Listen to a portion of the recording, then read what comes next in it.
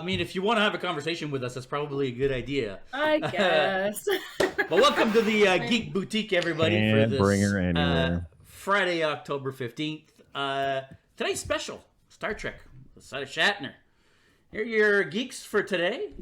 My co-hosts, a regular geek around here from Sci Complex Cosplay. How's it going, Jeff? Really good. Yeah, I'm not going to lie. I'm a little bit tired. I didn't get a whole lot of sleep last night. I just mentioned I did a friend's podcast yesterday.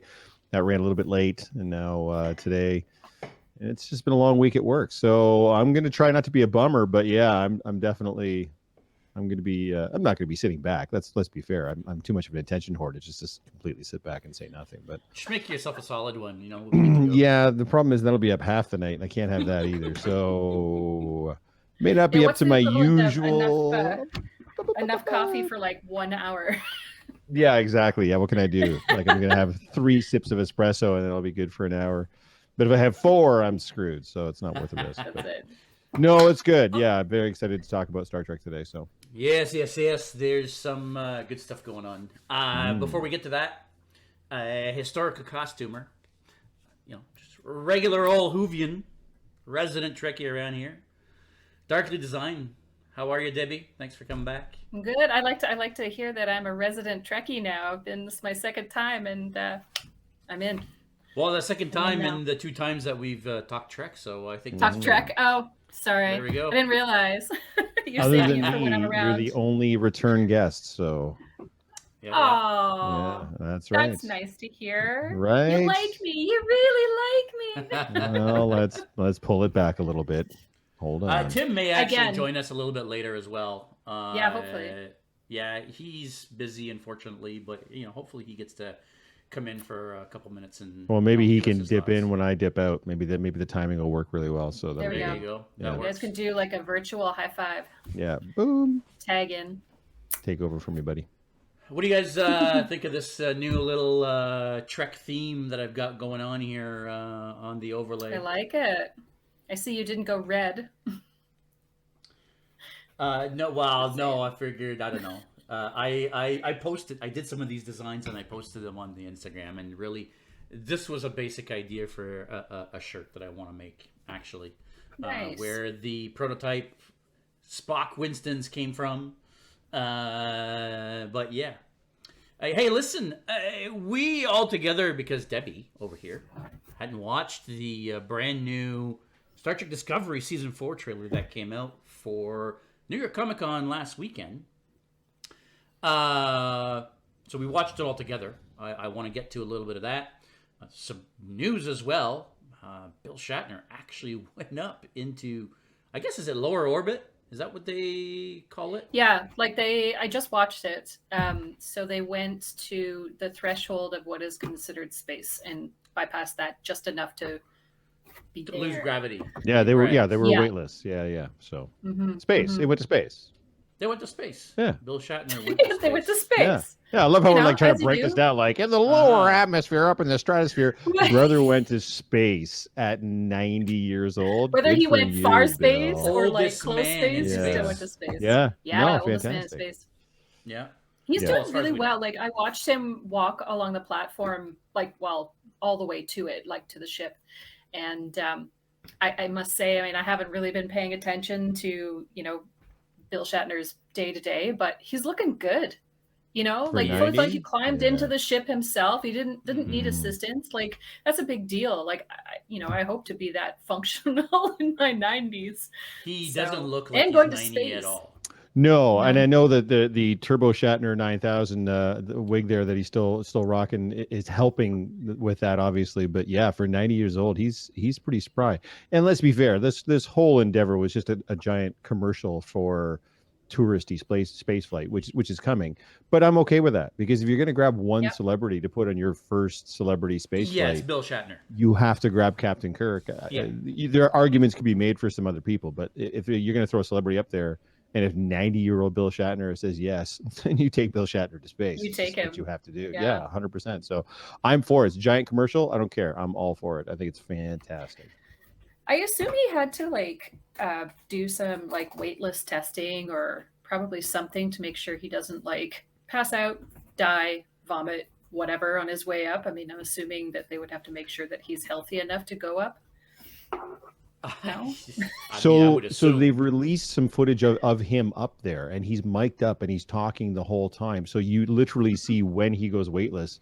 I thought for sure he was going to vomit. I know I would, and he did not. He just talked his way through the whole thing. So, I don't know if either he had some training or if he's just a natural born spacefarer. Maybe that's his gig all along. He'd be acting. I don't know. He seemed very appreciative. It was really nice to hear the commentary because it was just in awe the whole time they're there. Every one of them are just like, wow. The amount of times that, I mean, there should be a drinking game created for the amount of times they say wow in space, because I can imagine it was just the most amazing experience. Can you though? I don't think I can imagine. Like unless you're up. Well, there, I'm just saying I can imagine it would be. I should say it would be an amazing experience. Like, you know, hey, just look out the window and there's the curvature of the Earth. What? Is that something that you guys would be into? Like, let's say Bezos says, "Yeah, you know what? For $2,000, I'll take you to space." Nope. No? 2,000 is like nothing. I wouldn't even get on a plane. I'm not getting on a spaceship. That's for sure. Screw that. I suspect, as much as I would love to do it because I love space, I don't do well on planes. And I got an Oculus. Do you know what an Oculus is? VR gaming system. There's a couple of games on there where you go. There's a game where you go weightless in a room and you have to like navigate across. And like I made it across the room and I was like, this game is not fun to me. Like I can't do it. Like I thought I was going to hurl. So unfortunately, I don't think I would be able to. Yeah, there was a flying game on the Rift not on the Rift, on the Quest. You're flying a plane, and all of a sudden the view goes like first-person view, where you don't see the plane. You're just out there flying, and I thought I was going to be sick there. But I don't have issues with planes. I love flying, and I would be in space in a second. No. Oh yeah. I know. If I thought I could handle it, I was 13 years old when the Challenger tragedy happened, and that's indelibly etched in my mind. Yeah. It just takes one loose valve or one broken seal or whatever, and you're just on a giant metal explosive device is what you're on. You get exploded into space. So I mean, there's only one small thing of a million things that have to go right. One small thing has to go wrong. Yeah, hard. Yeah, they did mention it when they did the disconnect, because of course there's the piece that shoots you into space and then it disconnects. You have your pod. So I did notice that the commentary when they disconnected it, they were like, and we have a good release, and I was like, yeah, because the alternative is death. That's right. That's correct. Yeah. So no chance. But good for Bill Shatner. Yeah, maybe if I was 90 and I just didn't give an FUC and you didn't care, more, then maybe this is the way I go. Like how like this is the way to go. I've lived my life, whatever. Yeah, who knows? By the time you're 90, I mean, maybe that'll be your commute, affordable to your space job travel. in Scotland, right? Yeah. No, to hell with this, man. Transporters, get out. I don't. What? Well, I'll teleport my ass where I want to go. I don't exist. Transporters are not going to exist in our time. No, in our lifetime. I know. Don't listen. I know what the reality is. Don't mess with the fantasy. All right. Let me have the fantasy for 5 seconds, JS. Back to Earth, Jeff. Back to Earth. Louise, we I thought you said you didn't like flying. Immediately. We're not going to have that in our lifetime. You wouldn't Jeff. feel it though. I mean, I've got to admit that I agree with Jeff that if it was like teleportation, or like that. You're like, you dissipated, reassembled over there. So I think the day teleportation becomes a thing, we will completely change the way that we live. Sure. Absolutely. It will fundamentally change everything on Earth, because now you will no longer have countries. You're gonna have quadrants, right? You're going to be able to live in Toronto and work in England or in Japan or wherever, right? It's truly going to be a global civilization. I'm willing to change everything.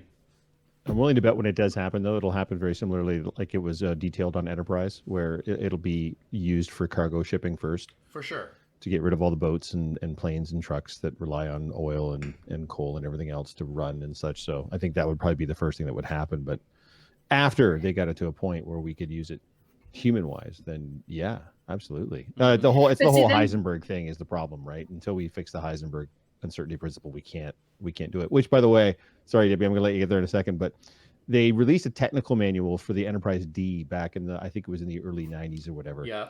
And the key to that, and the key to the D in the first place, is everything is supposed to work. Theoretically, it's not just like we said this works, so it does. Like we just made this up. Everything has a theory as to why it works. So the transporters have what they call the Heisenberg compensator, and it's supposed to do that. It's because you're not supposed to be able to know where a particle is and how fast it's going at the same time.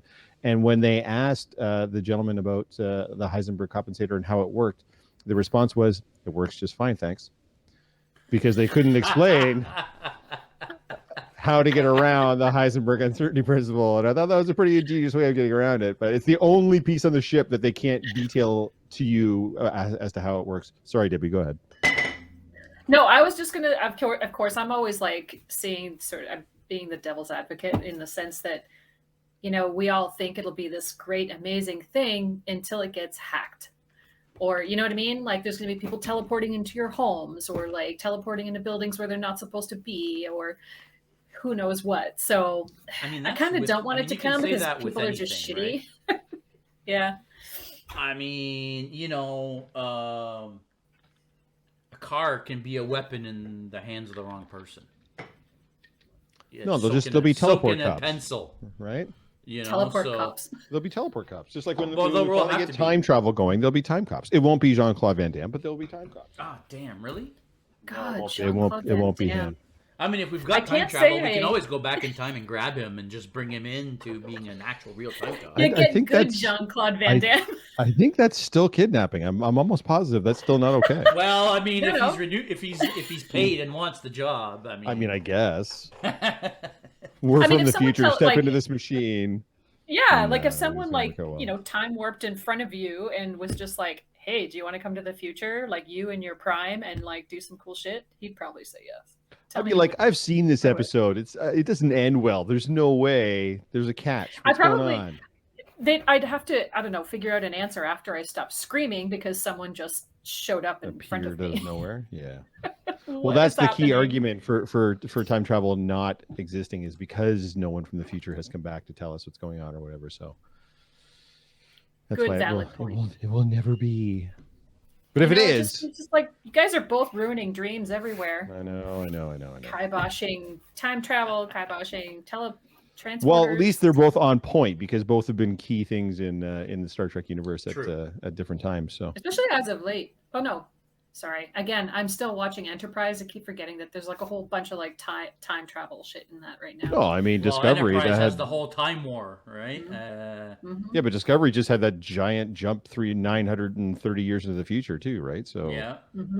No, there's been lots of times. Are we going to talk? Are we going to? Speaking of which, are we going to talk about this trailer? Or are we not allowed to? For sure. Just quickly for everybody that doesn't want to actually sit through, watching us for however long we're going to talk. And you would prefer listening to us, we are available on a number of podcast platforms. geekboutique.podbeam.com is our main page. I'm actually going to subscribe through the premium service, actually, so I can customize that webpage and make it look a little better and brand it. And, so please make sure you go check that one out. That being said, if you prefer, you can listen to us on Google Podcasts, Audible, Amazon Music, iHeartRadio. There's a number of them. I'll link them all below. Well, maybe not all of them, but the big ones below. So you can just click on it. It'll go right there. The trailer. So like I was saying earlier, we all sat here and watched the trailer because Debbie, with her black cat over here, had not watched the trailer yet. First impressions, before we get into any specifics. I don't want you guys to get into any specific part of the trailer or into big discussions. Just general impressions. What did you think of the trailer? How do you feel about Discovery Season 4 by the trailer that we've seen? it jumps around a lot. It looks like they're trying to put a whole lot of content. I mean, I get it that they kind of have to like nutshell the whole season into one trailer to get everybody in. I'm loving her hair. I like the look. I mean, we can get into it later because I saw a spoiler somewhere about the Ferengi, but yeah, I want to talk about that in a little bit later as well. Yeah, I think it looks the same. I feel like we've got the same general feel for the show. They haven't really changed it too much, which I like. It's the same, you know. So at least there's something comfortable to expect when you're about to watch it. Yeah, Jeff. Yeah, I'm not too sure about this one. It looks like the anomaly is whatever the big problem is going to be to solve this season, and it looks like it's hard to tell from the trailer, but it looks like they're going to spend a lot of the time, like they did last season, not knowing what the anomaly is and trying to figure it out, like they did with the burn and what have you, and the Red Angel. So it seems like we're starting to get a little bit into a pattern, a little bit cyclical, where the season starts off with a mystery. Then they spend most of the season trying to solve the mystery. And sometimes the resolution is great, like the Red Angel. And sometimes the resolution is not great, like the Burn. So it just depends on if that's going to be the case. I would just love for them to get, I want a season where there's a big bad, where there's like someone just chewing scenery, like a villain, like a true villain for them to face off against and match their. What, that's not going to be the Ferengi? Well, I don't think so. It never has been in the past. So, or they try to be, and it never works out. It never works out. So, I would like to see some kind of an actual threat. I want to see an Avengers level threat for the Discovery crew, and I feel like we haven't really seen that yet. So, we'll see what happens. Yeah, I totally agree with you. I 100% agree with you there. Although I am excited for season 4. I know a lot of people hate Discovery. I think that every season just keeps getting better. Although I did have some issues with some of the things last season. But anyway, I don't want to get into that. I think you're right in the whole cyclical thing where it almost feels like it's getting a little redundant. It's like you're just telling us the same story in a different manner, right? Like, I don't need to really see that story a fourth time. Yeah. You know? And I agree that the one thing that I feel like Star Trek has not done since DS9 is a proper overarching villain for a whole season where, no, the villain's not necessarily going to be part of every episode, but everything is going to work out to be linked to this one main villain, whether it's Dukat, whether it's the Jem'Hadar, whether it's, there's always... That's, to me, I thought what made DS9 so good is instead of being that one-shot episode, it was overarching stories, but they weren't just fighting some anomaly again. Yeah. It was more of a, an actual villain, like you say. Yeah, and I think they tried that with the Chain and the Orion lady. They tried to kind of like start to build up a big bad, and then it just kind of petered out and fizzled out, and ultimately didn't really amount to end. Like, it wasn't really impactful, I guess is the word I'm trying to use. So it wasn't a good character. Well, she's in like 2 episodes. Like, once it was finally revealed, didn't they like go, oh yeah, so this is who this person is, and then she was just quickly gone, right? Like, well, she had a big ship, and there was battles, and I thought, oh good, here we finally have a big bad, and they're going to carry her through and then they didn't. So yeah, I don't know. We'll see. And having said that, I mean, it looks action packed. It's got the return of all of our favorite people. I'm still not sure on this whole invisible boyfriend Trill thing. Yeah, who's that weirdness. Guy? Yeah, he's one of the previous hosts of the Triumvirate, and I don't know. It's a very weird thing that they're doing with it. So I don't know where that's going to go. I don't know what the ultimate payoff is. That's going to be. Do they get him a body? Can they get to a point where everybody can see him? I don't know. It's just bizarre right now. So hopefully that's gonna. This is the problem with watching a trailer that they they have to be sort of secretive about like who these people actually are. So at this point, like anyone watching the trailer is just like, don't understand, because there's this character was there last year. I don't remember him like at all. Yeah. So last year she had this whole story arc where she started seeing No, sorry. When she came on board, she started explaining how, They. when they came on board, you're right. When they came on board, she was explaining that. No, you're right. It is they. They were It's they. explaining. That's right. Yep. That is correct. Apologies. No problem. They were explaining about. I forget what his name is. Yeah, I don't remember what his name is either. That's a good question. Regardless, He's so memorable. See, I don't remember. He was the host of the Trill that is now inside of her. Correct. Because she's not even Trill, is she? If I remember correctly, she's not actually Trill. She was the first human host. They are human. They are not Trill. Yeah. And then somehow they're able to start talking to each other and seeing each other and actually interacting with each other, even though it's his consciousness within the Trill symbiote. Yeah. I don't know. Listen. It was this a weird concept. I sort of remember this now. Yeah. That was like really really early on, anything though, that wasn't we it? understood of the Trill and anyway, yeah. Oh, the Trill. It was The weird. Trill. What do you guys think of the look? Like visual look. Actually, you know what? Let me back up for a quick second. That is the one thing that I will say from my part is visually this looks amazing. The music was catchy. The visuals look amazing. The special effects look awesome. The uniforms. I'm loving those new classic style red, yellow, red, gold, and blue uniforms. What do you guys think of these uniforms? I mean, we see a couple different uniforms, it looks like, throughout the trailer. So I'm assuming they're going to work themselves to getting those uniforms. But what do you guys think of these new actual Star Trek uniforms?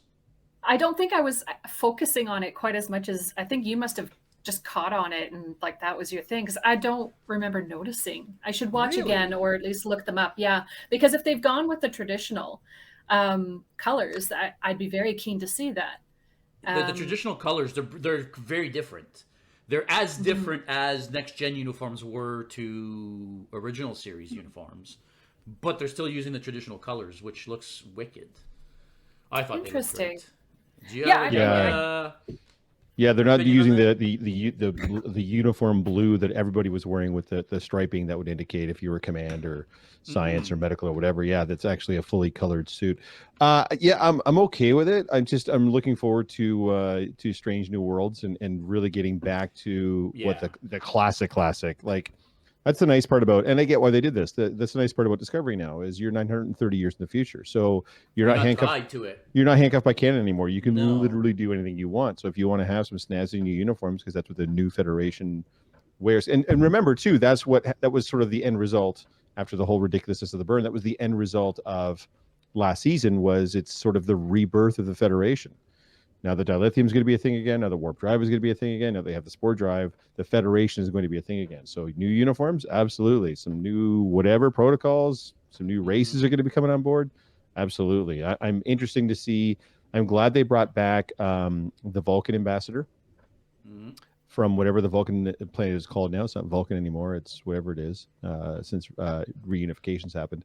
I'm hoping they actually explore that aspect of the storyline too. I'm interested and curious about Vulcans and Romulans trying to reintegrate into some sort of a shared society on a planet. I want to see more of that. I don't know if we're going to, but the trailer itself was just nothing but nonstop action. And of course, we know that's not going to be the case, but you're right, JS, man. The production values on the show are through the roof. It looks like a movie. Like it's getting like a 10-episode movie. It does. And I'm here for it, man. I'm good with that. Mm-hmm.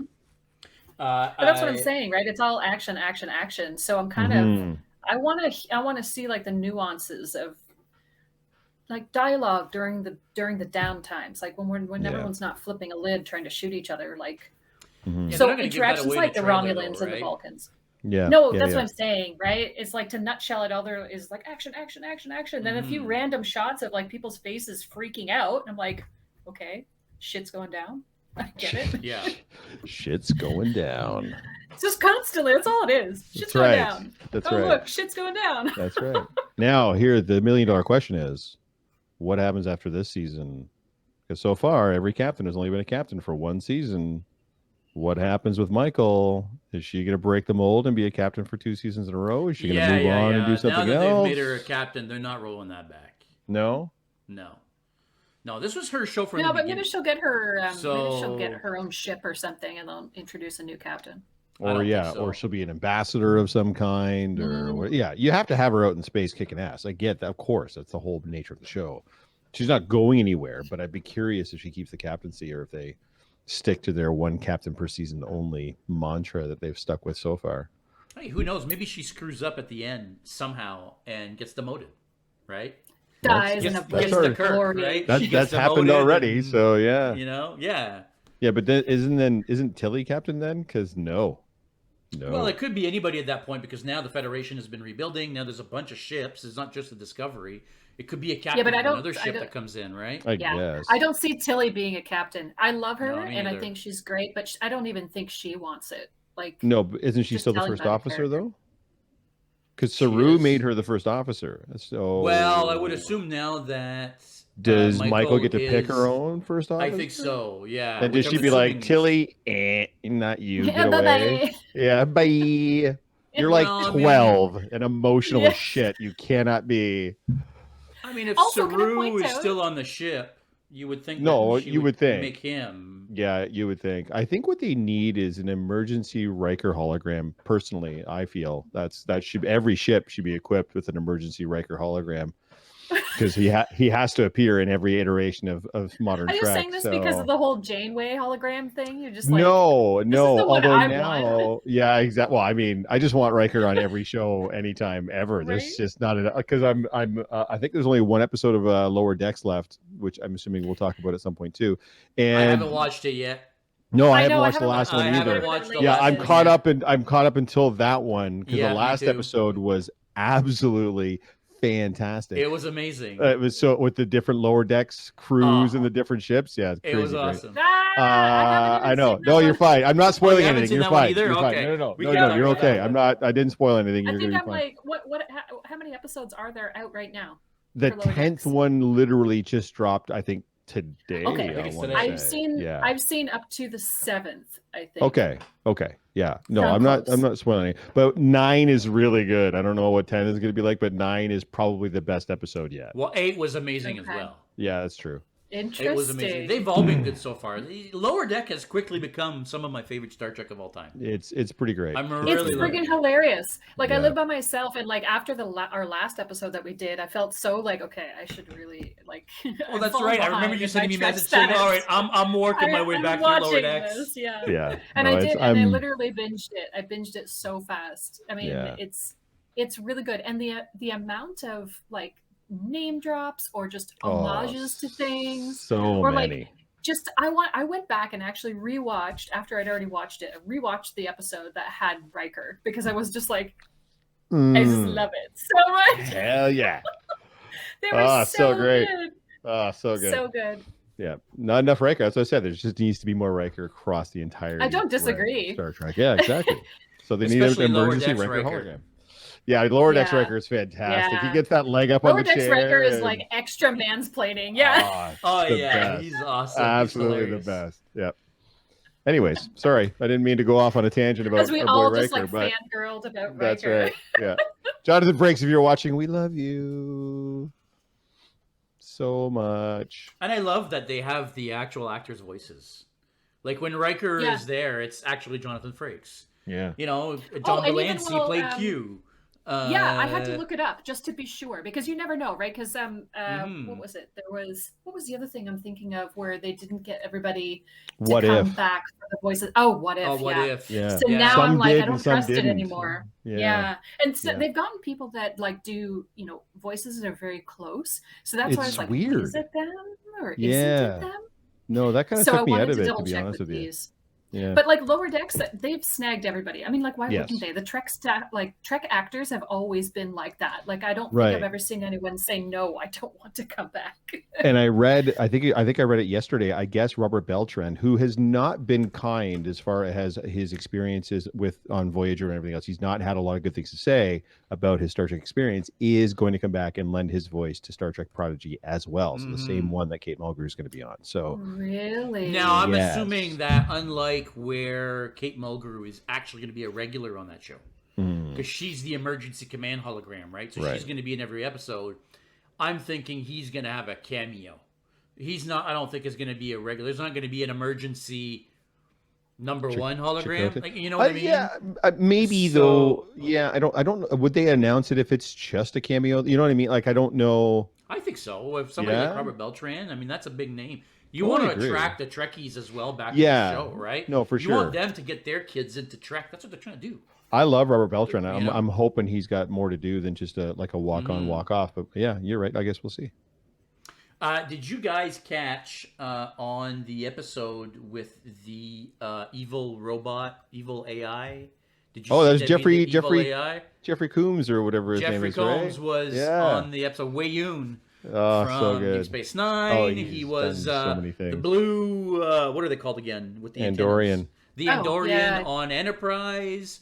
Yeah. He was. I mean, I think he was in every single show or series except for the original series. He's had parts in every other Trek show, the same as Mortok. What's his name again? J.G. Hertzler? Or I forget his name now. Mortok also has had characters in every single Trek show. Right. Not the new ones, because, you know, these guys haven't been in the new ones, although Jeffrey Combs has now been in Lower Decks. Yep. Who knows if he's going to pop up in Discovery and Picard. Yep.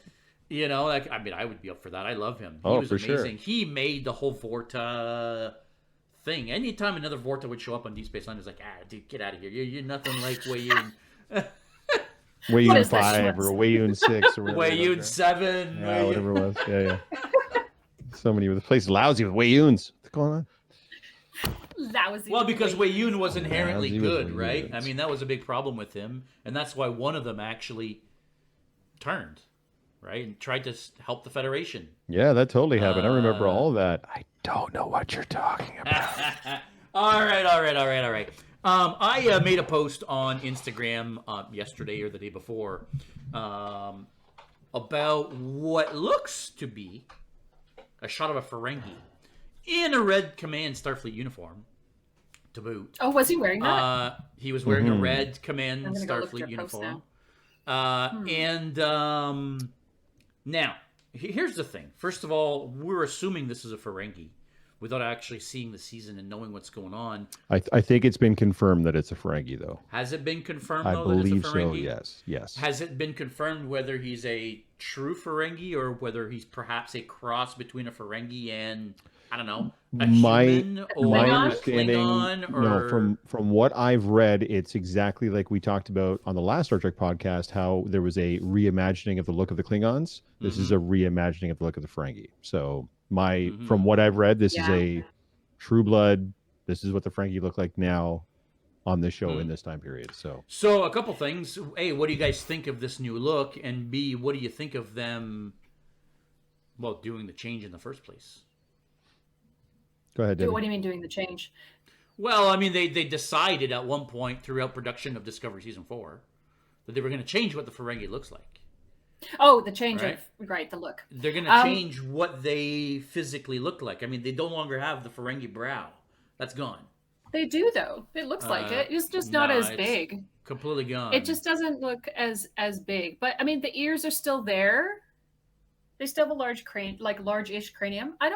To be honest, I was actually fairly accepting of this, considering I had a very no experience with the new Klingons. I could accept this, and I could even almost accept that they're with the Federation, because I mean, you know, with Quark's whole family, they were very like Federation friendly Ferengis. So I don't think it's a far stretch to Nog say was that they in the Federation. Nog was yeah, Starfleet, yeah, right? exactly. So to see that, not surprised at all. And I mean, I feel like this is a more realistic. I mean, we have to remember that. I mean, the original design was pretty cartoony looking. It was, like for sure. very, you know. So like this seems to me to be a more realistic take on that sort of species. I think it's fine. Yeah, I don't think we get to say that the redesigned Klingons are okay, but the redesigned Ferengi we have to be all up in arms and upset about. It's kind of, to me, it's part and parcel of the same thing. Like it's a different take on almost everything. The uniforms are different from where they were originally. Like the show initially took place right before, like 10 years before the original series. Yeah, and the uniforms were completely different. Originally, it was completely different. Like, I mean, these are just things that they're reinterpretations of things that we're already familiar with. If I was fine with the Klingons, man, and the Klingon change was more dramatic, I feel, than the Ferengi change. I agree. Way more dramatic. I'm cool with the Ferengi change, and it doesn't necessarily mean, by the way, that the Ferengi are now Federation member worlds just because one of them is in Starfleet. Starfleet and the Federation are two different things. They work together, but they're not. If you're in Starfleet, you're not. I guess if you're in Starfleet, you'd be part of the Federation. But if you're in the Federation, you're not necessarily in Starfleet. It's the military and exploratory arm of the Federation, right? Okay, that's a good point. So just because he's in a Starfleet uniform, he can be a Starfleet officer. That does not mean that the Ferengi are part of the Federation. So, that's a good point. I didn't even, you know what? That's a very good point that I didn't think about. Yeah. I thought, for me, and for me, that imagery was them telling us that the Ferengi are actually now part of the Federation. And they may very well be. Yeah, I don't know. But not necessarily, I guess, is the point I'm trying to make. So. No, and you're right, because like we said earlier, Nog was Starfleet. And and the Ferengi were definitely not part of the Federation at that point. No. So, yeah. No, anybody can join Starfleet, right? It's like joining the French Foreign Legion. You don't have to be French or foreign. No, true. You can just go join the French Foreign Legion. I mean, I guess you'd be foreign. You know what I mean? I can see. Not saying anything. I know. I can see like the wheel turning on Debbie's. I'm like, oh shit, here we go. No, I was like, you know what? I've got nothing. You're doing well enough on your own. Oh, thanks. Yeah, let me just keep digging this hole over here. I feel like the. You seem upset. Like you don't seem like you're down with the new look. No, I don't mind the new look so much because, frankly, I don't think that they're telling us the whole story. Like I said, I truly have a feeling that character specifically is not just going to be a Ferengi. He's going to be a half Ferengi, half something else. That's what we're going to end up finding out. And maybe we're not. Maybe that is just a new look. And if it is, I mean, you're right. It's not a big deal. They still look recognizably as Ferengi. I mean, everybody knew right away when they saw it that it was a Ferengi, even though it wasn't quite right. I mean, that was the one thing that I realized when I saw the trailer. It was like, oh, that was a Ferengi, but what's he looks so weird. I couldn't put my finger on what the difference was, and for me, it was the big brow, the big giant brow, like the ear. Basically, it used to be ear, like a giant. Yeah, it would go right over. It was all one piece. But. I mean, I'm okay with the redesign. I just sometimes hate it when they change stuff just to change stuff. You know, and I know we've had this conversation, and it's okay to want to update, and it's okay that you've got new artists that want to do their thing, and I completely get that. But to me, if you're working within the world of Star Trek, you know, you make Star Trek. If you're working within the world of Star Wars, you make Star Wars, you know. You don't redesign what Darth Vader looks like because you're a new director and you want to do your own thing. Do you know what I mean? Like, but would you have been happy if they left it the old design, right? Like if they just came in and went, "We're not going to change a thing," but we changed the Klingons so much. I mean, I feel like it would be a disconnect. But I feel like the Klingons worked within canon, even though a lot of people argue about it. I feel like they kind of worked within canon because there is something that happened. They explain it in Enterprise. The whole, I forget what they call it now, but where they were mutated. Klingons were mutated, and that's why all of a sudden they all started looking human. So it stands to reason that there are still a lot of Klingons in the time of Enterprise, so 10 or 15 years or whatever it is, before, not on Enterprise, sorry, on Discovery. That is 10 or 15 years before the original series, that would still look Klingon, right? Because let's be honest, we say it's a big redesign, but is it really? Because if you give them hair and big mustaches, they're just Klingons again. I don't know. I think their heads. Oh no! Like you might have a point. Like, they might just have a lacking of hair. Like this is them they shaved. just don't have hair. Exactly. That was the major thing. Is they now they had different skin colors, which, you know, if you look at the Klingons back then, they were, you know, human colors, right? Now you've got blue Klingons and white Klingons and gold Klingons, and it's like, okay, what the hell's going on there? But look-wise, I feel like they look like they're Klingon. They just don't have any hair, and that's why by the end of season 2, when they started looking more like what we were used to, they were starting to grow out hair, and they were starting to have mustaches, and people all of a sudden were like, "Oh, they're working. They're pulling back on the changes that they made." Well, no, now they were making them look more like what we know as Klingons. Anyway, that's the way I see it. They're evolving, exactly. So for me, it kind of worked. And again, if in canon it works, great. If it doesn't, again, it's not a big deal. But yeah, I feel like sometimes if you're just going to make a change to make a change, you can update the look without drastically making them look like, oh, what the hell, what's wrong with that? Do you know what I mean? Like, I do. I just didn't get that impression because, like you're saying, like the new look Klingons were just Klingons without the hair and the mustache. The new look Ferengi is just the Ferengi without the bulging brow. Like otherwise, and you're right. The layout is pretty much exactly like. And you're right. It's just a weird dude with giant ears. Get behind this shit, man. What the hell? He's not wearing his flesh-colored bowler hat. I mean, that's right. Sorry. It's fine. Why all the Ferengi hate? I don't understand. I mean, you know what? As far as I'm concerned, the Ferengi Ferengi is the one race that hasn't gotten enough exposure within Trek, other than within DS9. I would say, aren't you a big DS9 guy? Isn't there a bunch of Ferengi? Wasn't there like a regular and then on DS9 there's a bunch of Ferengis, but beyond DS9 you don't really see Ferengis. Yeah, they show up for like an episode here or there, right? Nobody likes DS9 anyway. It's fine. Hey. I wasn't going to say anything. I know. No, it's cool. It's just a not as cool Babylon 5. Can we take a second and talk about Tig Notaro? Can we do a little bit of a dive into Tig Notaro? Because she's in the trailer briefly there, saying that she's lived a good life, that she's kind of resigning herself to die. I don't just love this character. I love that human. Everything I've seen her in, she's been so good. I've never seen her in anything else. So there's a really cool, I'll give you a little bit of background. So Zack Snyder, polarizing figure that he is, did a movie for Netflix called Army of the Dead. And it's about a bank heist that takes place in Las Vegas during a zombie apocalypse. Dave Bautista, Drax fame. Oh, yes, I've been meaning to watch that. I haven't yet. Pretty cool, actually, not bad. So here's the thing, though. When they shot it originally, her part was not played by her. Her part was played by comedian Chris D'Elia. Sorry, by comedian who? Chris D'Elia. I don't know who that is.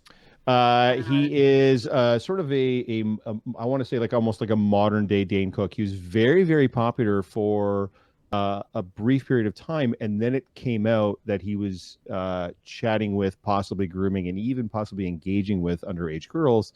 And he was summarily canceled, and frankly, rightfully so. The problem is the whole movie had already been shot with him in it in this role, and it's not an insignificant role. It's not a walk-on. He's in a lot of scenes in the film. So they did something that if you watch the film and no one told you the story, you wouldn't have any idea, but they hired Tig Notaro to replace his character in the film, and they just green screened her and added her back into the film digitally in every single scene that had. Yeah, they didn't recut the film. They just put her where he was as she shot everything separate and after the fact, and it is seamless. It looks that's good. That's good to hear. So good. I heard about that. But I haven't do yourself a favor and check out the movie's good anyways, but seeing how they did that and how amazing it looks, and it's just another deeper appreciation for Tig Notaro, because she's fantastic in the role as she is on Enterprise. She has such a dry, sarcastic, she filmed that whole movie alone, basically, because the movie was already filmed. It was already in the can, bro, before when he got canceled. So yeah, it's an amazing feat of technology, and good on her, because I can't even imagine even trying to do that, and she murders it. So yeah, she was the best edition of season 3. Oh my god, season 3. Was it 3? Good. I think she was. Yeah, she came in really late. She was she came in late at the end of season 2, if I remember correctly. Right at the end. No, her and Stamets. No, she was on board the Enterprise, wasn't she? She showed up with the Enterprise at the end of season 2. Right, there you go. Yeah, but there was shows up. Real character development. What? Hold on, Pike is in season 2. Pike came off the Enterprise, didn't he? Yeah. But not at the end. Oh, season maybe I'm 2. thinking the end of season 1 then. Yeah, that's what I think. You know what? Now I got to look this up. All right, go Because ahead. I know. I feel I like really don't think she was in season 1 though. I don't think she's in Definitely. season 1, but I think she shows up relatively early in season 2. I just love the interplay between her and Stamets because they're both just grumpy, irascible people. And She takes no shit. I love it. Stamets is a massive control freak and hates being told what to do, and she's just like, I'm gonna do whatever I want. Like, Whatever. I don't even Here I care. am over here doing my shit. They're not Yeah. paying us for this, right? No, my Yeah. back hurts. I'm gonna sit down. Why don't you grab those things over there? Why don't you do that? Because I'm not feeling it right now. I'm like this. Can we? There's never been a Trek character like her, especially on a starship. Yeah. So I agree on all points. All points. I'm Like the so fact all that she's for just it. so much talk back that I'm like, Yeah. this would never happen. Kirk would have backhanded you. Like even Picard would have been like, oh would yeah, have been all like flustered and everything else. Get off my deck. That's right. Yeah, exactly. Get off my ship. It's so true. Mm-hmm. I guess the only one who's allowed to sass is Riker. Eh? Am I right?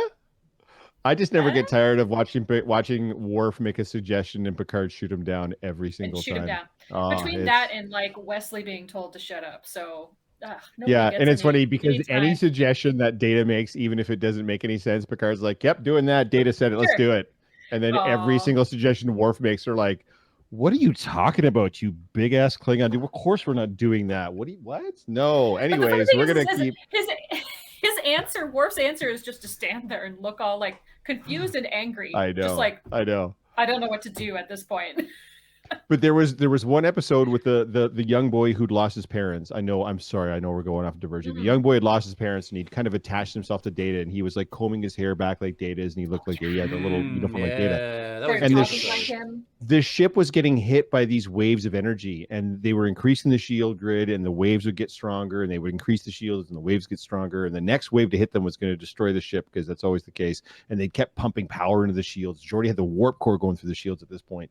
All of a sudden, we can just have massive shields. We can't have this in a battle, but we can have this when these waves are hitting us. And the kid keeps on saying, well, this is what happened to the ship that was destroyed that killed my parents. They kept on saying more shields, more shields, more shields. So Data does a bunch of and then just stands up and goes, Captain, drop the shields. And Worf immediately goes, if we drop the shields, we're going to die. And Picard just kind of looks at Data, and Data looks at Picard like, bitch, you know I'm right. And then they drop the shields and everything's okay.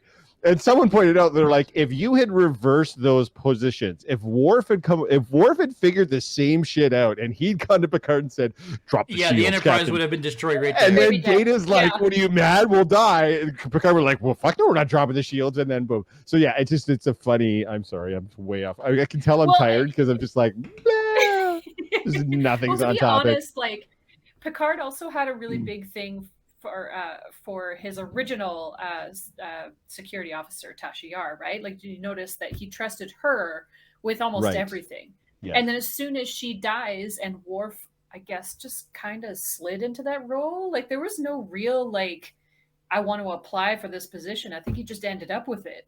Yeah. And then he's just getting ignored, like, all the time. Like, does he ever actually do any, like, physical, like, I'm going to save you, Captain? Does that ever happen? I mean, he becomes captain of the Defiant. Yeah, but maybe that's Deep because he's Space Nine. just tired of he's just tired of Picard's shit at that point. Hey, he's captain of the Defiant on Star Trek.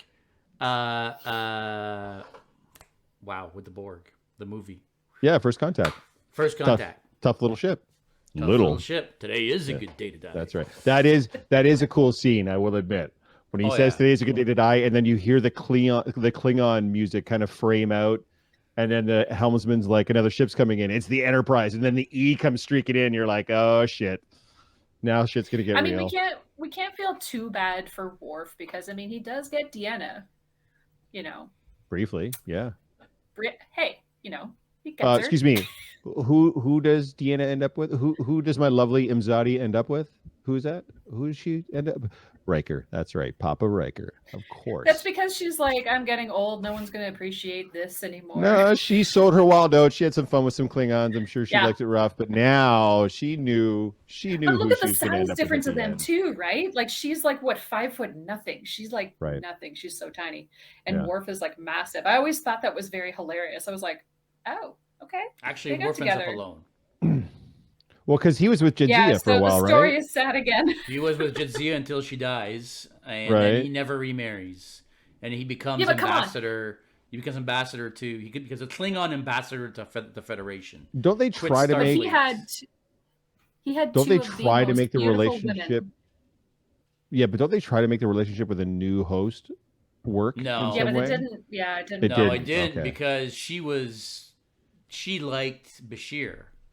Oh, She liked well, I mean, Julian, and Julian liked her. Well, actually, Julian liked Jadzia as well. Well, yeah. Julian Well, likes funny. everybody, but Julian yes. likes everybody. Let's be we all honest. liked Jadzia. It was pretty sad to see her go. Yeah. What are you gonna do? But yes, he We have ends up another with Ezri. cosplay on the list. Yeah, there you go. to do. Yeah, exactly. Yeah.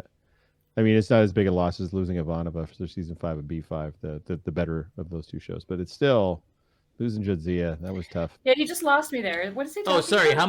How many seasons? Uh, Sorry, what did you say? 5. Right.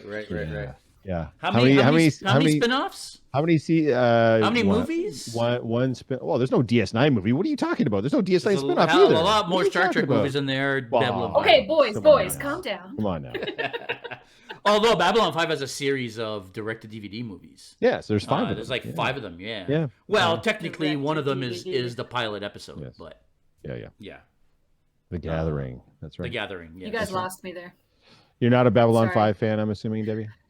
I think I watched one episode and was like, I just couldn't get into it. I think it was one of those you had to be there, like probably when it first came out. Maybe. You know? Like Yeah, a lot quite like Doctor possibly. Who, where if you you can't watch original series anymore because you didn't Mhm. grow up with it, so it doesn't Yeah. have the same vibe. Like the kids nowadays don't understand it anyway. So Oh, I can the see kids. the kids, all us old guys over here. That's right.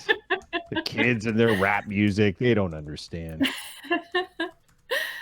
But I mean, Yeah, I never modern also stuff. I also never watched Red Dwarf when it first came out, and then I was like, no, I want to watch this. It's British and it's space stuff, so why wouldn't I watch that? So I started watching it and like absolutely love it. And then the guy, did you guys watch Red Dwarf? I saw the first couple. No. I dated a British girl for like a year, and she's like, Mm. "We're watching this," and I was like, "Okay." And so I Yeah. think I saw like the first. I want to say like the first 2 series, maybe. I saw part of the first season. That's about Mhm. it. It's tough if you're not into British humor. It's also very hard. Like Yes. I find with British stuff, you either love it or you don't. Right. Yeah. No, that's fair. And I'm very much on the love it end. Right. And I just absolutely fell in love. I mean, it took me a bit at first as well because it's very sort of like Monty Python in space. Like it's kind of A little bit. slapsticky and A little bit. but then it Mhm. actually grows some legs and there's a bit more character depth. A bit, not a lot. Doesn't take a lot. Once because you they're- once you get to a point where you're not supposed to take any of it seriously on any level at all. But I mean, I could just watch Rimmer just be Rimmer for Well, and the that's whole exactly time. it, right? Like, and there's Right? little like inside jokes, like yeah. like the things that they do all the time. So like No, I of think course. I went to a con years ago now, and I flipped out all because this person was wearing regular clothing, but they had an H glued to their head. And I was like, "Oh, yeah. you're a hologram!" You're the hologram! And they were like, "Ah, Yeah. you know what I am!" And I was like, Yay. "Yes!" And I freaked out, and then that was it. Because I was like, That's "I don't know great. what else to say to you." Yeah. Thanks. You're one of these should do 3 that. people that That know should what I'm be- doing. Yeah. Yeah. That should be my like low key costume. I'll just like slap Yeah. on an H. Just buy a It'd be so Honda. easy. Just take off the hood thing and then just slap it on there, and we're gonna call Jesus, you I Rima. just love how I go straight to like vandalizing vehicles. I could Wow, probably I just mean, get someone to 3D print me one. Lame. You're like, no, go Then find a Honda. yeah, and then you'll be in sanding hell. Like you don't want it 3D printed. Don't get anything. I'm never getting anything 3D printed again, ever. I Ugh. was just telling Why, you done with JS about sanding? my little. Ugh. Fingers are about to fall Ooh, off. nice. I like the badge. Well, it looks it's- good. Yeah, but it's the striations on it. Hang on if I Yeah. No, Turn it- no. yeah, My you helmets. see My the helmets are lines the on there? same. Yeah. Yeah, but at least yours is a larger surface area. Try sanding Yeah. this shit. And let me tell No. you, a Dremel tool doesn't work on this because No. Dremel and this stuff, it just melts it. It just doesn't Yeah, takes it right Dremel's sand off. no good at to all. sand Yeah. plastic. It's Yep. it's not meant for that. Yeah. So Yeah, it's a annoying. bummer. So instead I'm just going to paint it a couple more coats of gold and silver, and then I'm playing with resin, so I'm just going to do a coat of resin on it. So a little trick for you there, especially for wider flat surfaces like the front of the insignia, the silver part. Although a Dremel will melt it and destroy it, a palm sander, regular palm sander, take your badge, flip the palm sander upside down, and run your badge on your palm sander with not too heavy of a grit. I would say like if you have like a 100 or 180, and go slowly. Don't like press hard and sit there in one spot, but if you do a little bit, dust it off, do a little bit, dust it off, you'll get most of the stepping away, and then fill. That's the only way you're going to get rid of it, is filling with I should do that. A Bondo or a glazing, even a glazing. It's good that you say to go slow, because I am one of those impatient people, which is probably also Jeff. Yes, correct. No, right? Like, this is why we don't like the whole in sanding hell, because that's what it is. And when it's plastic, it's not totally as easy as sanding wood, right? Plus I have a con in a week and a half, and I still, so it's I sanded it as best I could. It's painted, the final paint coat's on. So, but now I have to assemble it though. So yeah, like it's gonna come right down to the crutch. Yeah. Hold on. Listen, the paint job is a good reason for everybody that's listening to us. Anybody that's listening to us through a podcast platform, this is the time to come back on YouTube and actually watch this episode, because Jeff is giving us an exclusive here. He's showing us his Peacemaker helmet. I'm curious as to why he didn't put it together first and then paint it, because he's going to have seams, no? Or is this like two different? Maybe I'm thinking of the wrong pieces. I think it's one of those things where it needs to come apart. I believe he'll explain right now, I guess. Dude, it looks amazing. Okay, it doesn't matter. Yeah. And then that's the back piece. So this is it going to magnetize on, or how are you going to do that? So first of all, it's nice that you guys are talking, but I don't have my headphones on because I can't have them on with this on, so I can't hear you. So I'm going to take that off. Oh, hey. Does the back magnetize on, or are you going to put like right now nothing bands, or no? I bought the fabric elastic. It's exactly like my Deathstroke helmet. I'm going to do it the same way my Deathstroke helmet is done. So that it's clamshell. That's right. Yes. Yeah. I thought about doing magnets, but that's going to be again even more work that I don't feel like putting in. So no. Oh, no, come on! I want to see. No. It looks super shiny. I don't know what you're about. It is super shiny, right? Like I'm going to have to. What I haven't got a clear for a paint. I don't have a clear coat on. Do I still have it around here? Ooh, let me see. Hang on. I'll be back again. Talk about yourself. He needs wireless headphones. Exactly. I'm curious what he uses for a paint, because most chrome-ish paints that I've ever used, it loses the chrome as soon as you touch it. It rubs off and then it goes dull. But his looks really, but not if you're shiny. But not if you're top coating it like a bunch afterwards. You should be fine. Oh yeah, you can't top so you remember our friend Marianne? Technically. Joined. What's going on? Our friend here? Marianne. Okay. Hi. Yeah. Our friend Marianne, who joined us for Star Wars, has a Captain Phasma, so she gave me some tips and tricks. So when trying to get a shiny chrome, you're better off to use a glossy black primer as opposed to the gray. So I put down a coat of the primer filler and then 2 coats of the glossy black, and then the Rust-Oleum. I don't know if you're going to be able to see that or not. Rust-Oleum bright coat metallic finish. So this is, I did a test. I've got 3 different chrome paints, and this one gave me the best reflectivity. But then when you touch it, ones that I did. Yes, it doesn't go dull. No, not yet. I'm gonna try that paint. Yeah, that's the problem I've had with chrome. I looked for the Alclad that we talked about. Yeah, and everybody was sold out of the chrome. Yeah. And then there's somebody else. Spaz Sticks makes one as well. Great. Yeah. Same thing.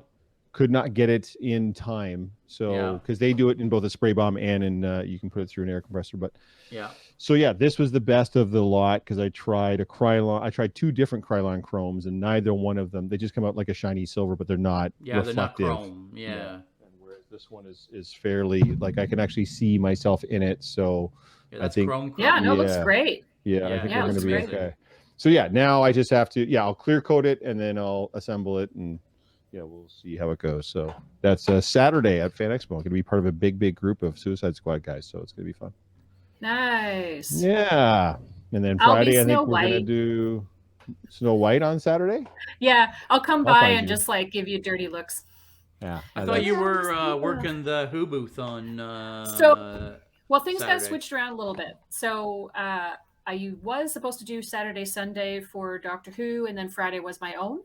And now I've switched it because apparently they're still doing the costume contest. I didn't know this. They So are. I want that Snow White to enter the contest. So I asked them to switch. And and now I don't even think I'm working the booth on Friday. I said you can have my Friday and my Sunday, and I think I'm only working at Sunday. But we have a really like toned down staff for the booth at any given time. I don't know what the parameters are for that. There's got to be a reasoning because I think it's because we probably aren't letting anyone into the booth anyway. Yeah, so I was talking to Jim. Normally we would.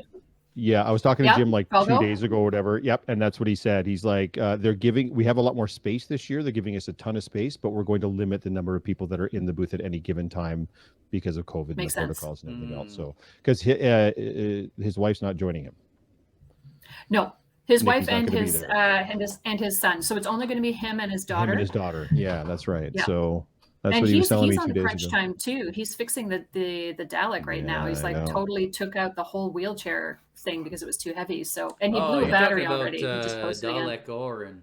Yes. Yeah, Dalek Warren. Yeah. Yeah, Okay. yeah. Yeah. Super fab dude. He just built a brand new one too, didn't he?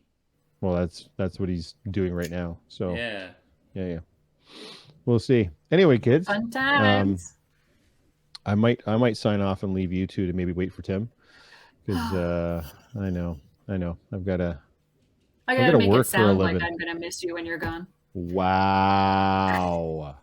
I've gone this far. Why How did long we have invite been her doing back? this? I was going to suggest that we should have Debbie on more often, but now I don't think that should be the case. I think she's got. Yeah, I think we should ask the fans. I think we should ask. You know what? Wait. I was going to make it. No. Please, by all means, go ahead and do that again, Debbie. Show us how we're going to ask the fans. What are we doing? Go ahead. Let me see. Go ahead and make your appeal to the fans. How are we going to get you on the podcast more often? No, that's all I have to do. If I just get to sit here and just insult you all the time, I think there's people that would back me on that. You're probably right. That's so sad, but you're probably right. It's hard to argue with. Well, listen. Look at me. I'm just saying. Look at me. I'm just saying. I'm the captain now. You are no Riker, sir.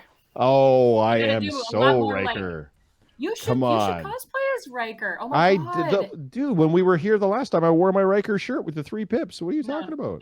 No. You got to do the full beard and No, dye it of all dark course. and then Yeah. oh my god, you and me Yeah. as Deanna. I know. We've Planet. even talked about this. It's going to happen. Yes. So, do you have well, I don't know. What you said that the skimpy Deanna doesn't exist anymore, and that's the only Deanna that I wanted you in. But I mean, No, but you saw the photos. I have the other one. I have the purple dress. Don't worry. I have a Deanna. It's always there. There's always one variation there.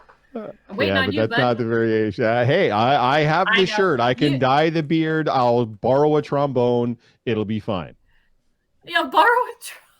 Well, I you mean, know what? I I love mean, that hey, that's you know the what? thing. I dare Just you. gonna walk I around. dare you to do that. You have to do that now. Of course, I will be happy to do it. So the Just next walk time around there's the like, con with a trombone. And of going, course, yeah. And people will be like, "Can you play it?" I'm like, "Sure." And then I'll just make terrible, horrible Then you'll sounds just with it, make- and it'll be. and everyone Yeah. will run away. I'm like, I can make fart noises like you've never seen before, but that's the extent of my tromboning skills. But yeah, no, it can get totally it. happen Everybody- anytime. I know, and everybody loves the scant dress, but there's a reason it's called the scant dress or the space cheerleader as oh my god, my Marina. Oh my god, my brain just forgot her name. As she calls it. But yeah. Yeah, that's why I had shared one, it in but in the group. no, Yeah, no, that's a good one. But it's a good one. I'd be good with the low cut jumpsuit too. That one's a good look too. Maybe you can get into one of those. Oh god, the low cut that has no support whatsoever. Like if I went I don't know. I feel like it would just fall off. There's got to be a whole bunch of Well, structural look at me, man. I stuff could. going They on in don't. Why are there. you looking at me? Just like I don't see the problem. All right, Not listen. sure I'm what gonna, the bad part I'm gonna is. change the subject off the jumpsuit here, since Jeff apparently is not gonna sign off and go to bed. I want to talk about one quick last thing before we go. New York City Comic Con also released a brand new trailer for a brand new Resident Evil. Have you guys checked that out yet? No, I only saw it pass by. It showed an eyeball with the like logo, the umbrella logo on it, but I haven't Yeah. watched it. Apparently, it's a very different trailer from the first one that came out. That's all I know. I got no dog in this fight. I am going to sign off. I'm going to let you guys talk about it, and like I All said, right, fair enough. I'm hoping Tim joins you guys. But I am bagged and I'm fading. So it was wonderful to see you guys again, even you, Debbie, and we will see you guys again soon. much Hopefully, love. we can have Debbie back on again soon because she's a great guest, despite all of her foibles. And JS, my friend, my brother, always a pleasure. And Yeah, I'll talk to you next week, and then we're gonna see each other at Fan Expo and Fan Weekend Expo, as yeah. well. So But so next week, DC, right after DC Fandom. Fandom this DC. weekend. That's right. So tune in for that. We'll do a deep dive on DC and whatever we see on the Fandom, and then any other DC stuff we want to talk about. So, bye guys, love you. Live long, Bye. Good prosper. night. Hey, listen. Before we go, Yeah. what are you looking most forward to from Trek these days? Like, there's a lot of Trek coming our way. What are you most excited about? To be honest, all of it. Just to have Trek to watch. I honestly. Oh, come on! There must be one show you're most excited about seeing. I don't know. See, I thought I would be so excited about Picard when it first came out, and I'm kind of wishy-washy about it. Like, I like that there's cameos, and I think I am looking forward to more, like Q, obviously, like John Delancey. That's, if I had to choose between all of them, it would probably be that for the nostalgia. But the show itself, if they didn't have the cameos, I don't think it would be as good, because really, like, he's getting old. So, like, when they're doing stuff, you can see his frailty. Anymore. He's an android now, right? Well, that's true, but like, it's not going to make him walk any different, because they're like, we just designed this to be at the same parameters as your actual body. On top of him being old and just not the same old Patrick Stewart that he was, 25 years ago, it's not even technically Picard anymore. So no, I don't know. And in the first season, we had Riker and Deanna and all these great characters, and Data was there, and I mean, that scene at the end where Riker shows up with the new Starfleet flagship.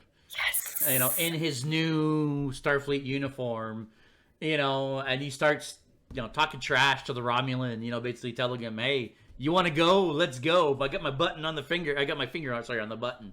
I got my butt on the finger. My button on the finger. Yeah, that was amazing. That was the best. Well, not the best part, but for me, that was amazing. Seeing him show up. But see, that interaction was so Star Trek to me. That's what I wanted more out of Picard. That was very TNG. Like, it's and that's the thing, is I feel like Picard, you watch Picard for the nostalgia. You don't watch it to be, I mean, yes, there's new characters that show up, but it was all about who can we bring back. Yeah. Still loving Lower Decks. I hope they have more Riker. Discovery is going to be interesting. Strange New Worlds is going to be interesting. Like, That's the one I'm looking most forward to. Yeah. That's the one. Okay, hang on. That's the Pike show. That's the new Enterprise show. Right. Yeah, which one's the one with the one with the Janeway hologram?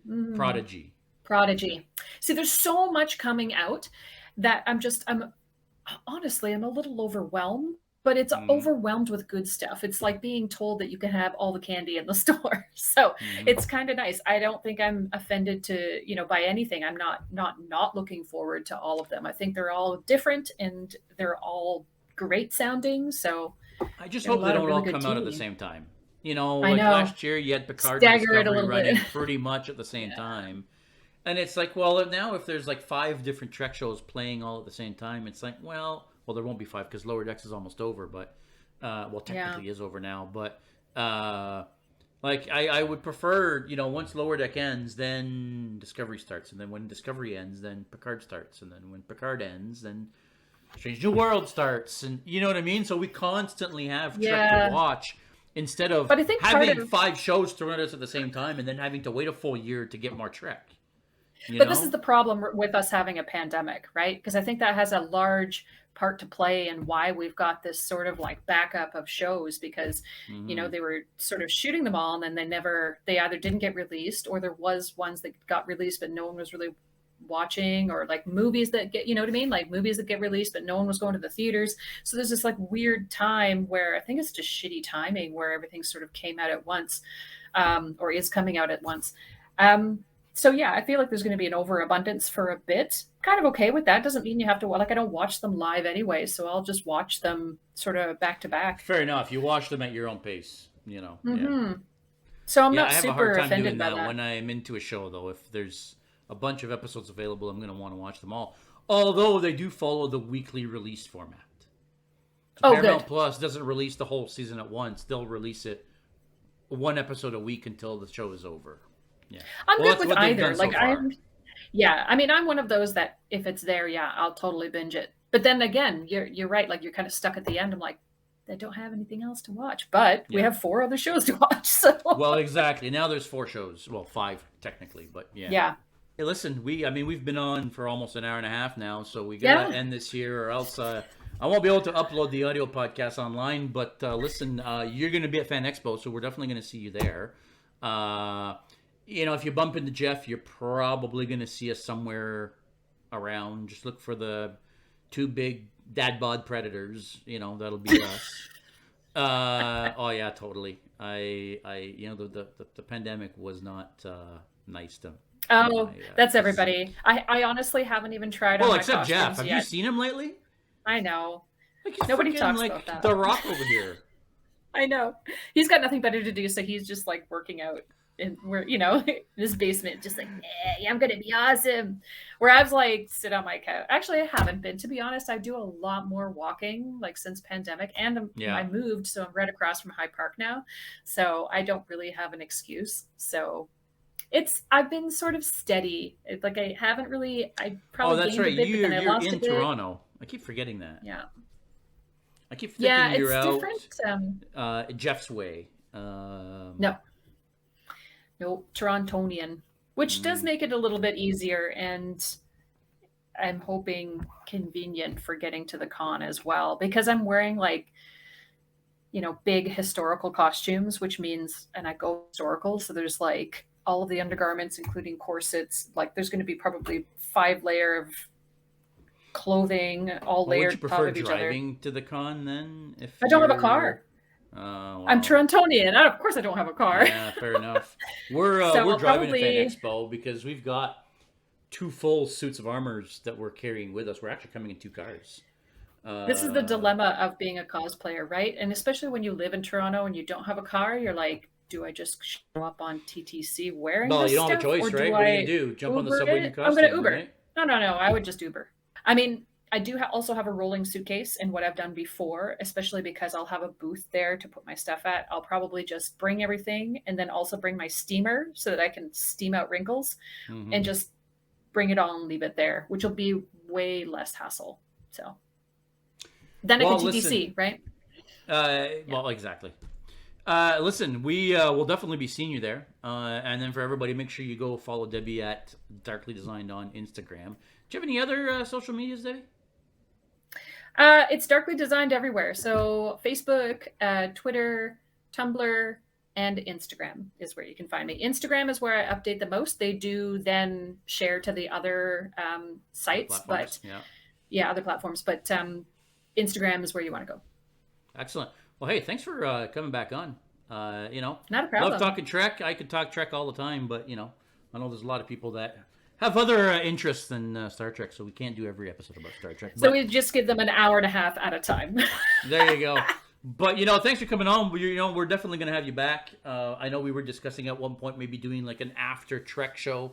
You know, hopefully when Discovery starts, maybe even do something like a live stream, even if it's just like a half an hour, something quick where we go live stream our thoughts of the episode. I know Tim was looking forward to doing something like that. I'm sure Jeff is all up in that as well. So we're definitely going to see Debbie on the channel again, is what I'm trying to say. Perfect. You can find me right over here at Geeks & Co. Or at JSBelanger1701 on Instagram. Obviously, well, on YouTube, if you don't know we're on YouTube, I don't know what you're doing, but you're definitely in the wrong place. That'll be it for us this week, guys. Thank you very much. Stay geeky. We'll see you next time.